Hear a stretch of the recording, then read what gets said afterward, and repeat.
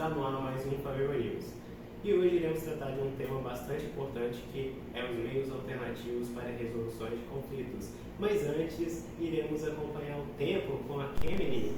Boa noite, Kemily. Boa noite, Vinícius. Onde tiver o símbolo do sol, representa que irá fazer calor. E onde tiver uma nuvem com gotas, representa que irá chover. É com você no estúdio, Vinícius. Muito bem, Kemily. Tá aí informações bastante relevantes a respeito do tempo.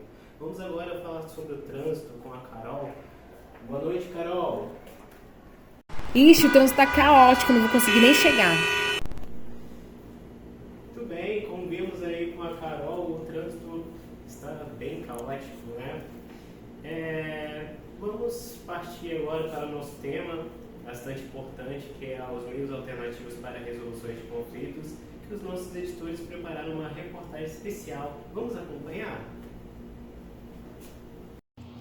Já dizia Aristóteles, o ser humano é um ser social. Há bastante tempo o ser humano vive em sociedade. Isso gerou entre eles grande cooperação, mas também proporcionou a possibilidade de haver diversos conflitos.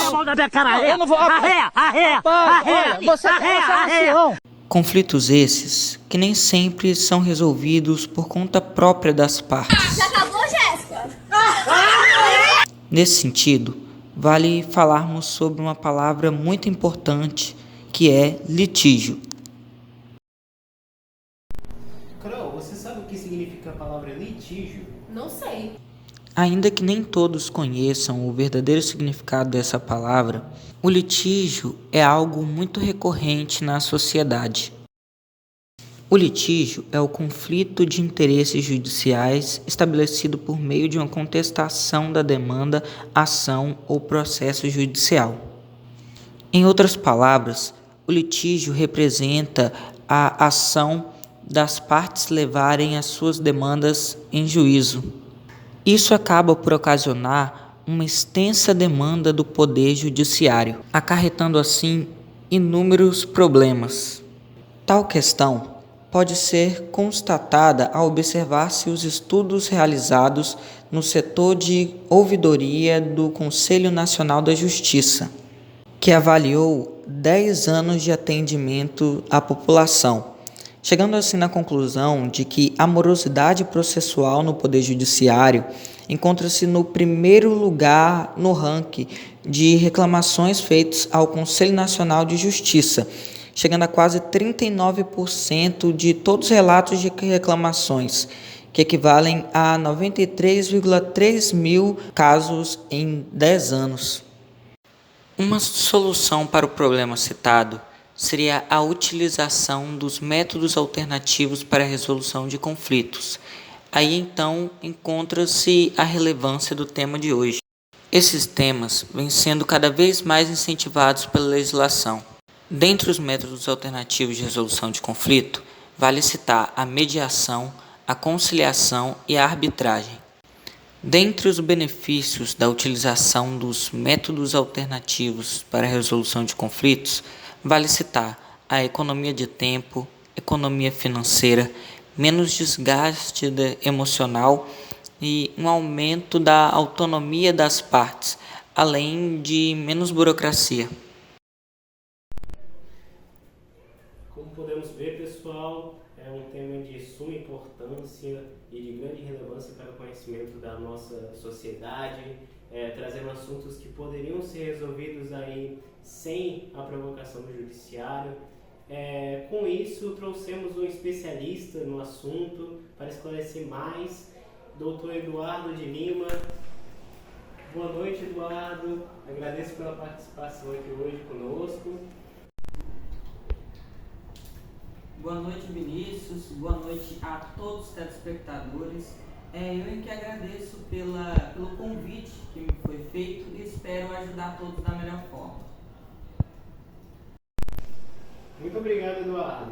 E aproveitando a sua participação aqui no nosso jornal, gostaríamos de esclarecer algumas dúvidas. A Kemily está ao vivo, direto da biblioteca da Faviva, com um telespectador que gostaria de tirar algumas dúvidas a respeito do nosso tema.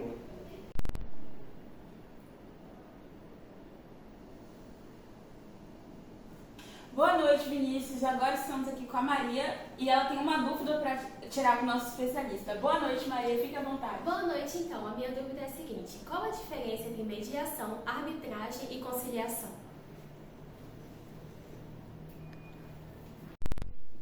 Ótima pergunta.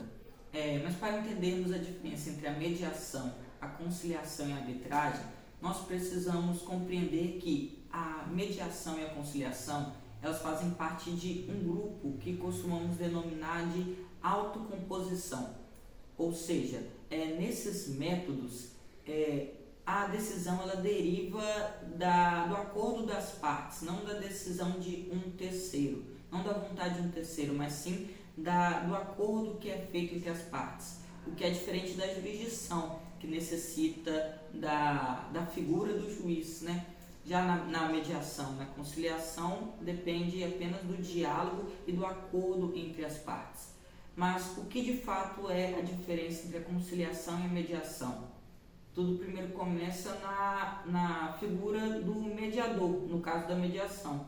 Na mediação, há um mediador que tem a função de facilitar o diálogo entre as partes. Porém, o mediador ele não pode propor soluções para a solução do conflito, ele não pode propor soluções para a resolução do conflito. Ele deve apenas buscar modos que facilite a resolução do mesmo e facilite o diálogo, a conversa entre as partes, para que as próprias partes venham propor uma solução. E no caso da conciliação, a conciliação que existe a figura do conciliador, ele já possui uma função mais ativa dentro de um caso. O conciliador, ele além de propor meios para um melhor diálogo entre as partes, ele pode também propor algumas ideias, propor algumas soluções para a resolução do conflito. Ou seja, o conciliador ele tem uma função um pouco mais ativa, isso dentro da conciliação.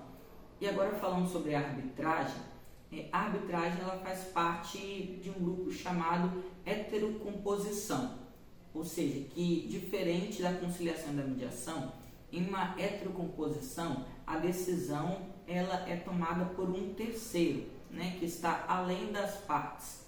No caso da arbitragem é decidido um árbitro pelas partes, alguém que seja de confiança, decidido um árbitro, e a decisão que esse árbitro toma ela é respeitada por todas as partes.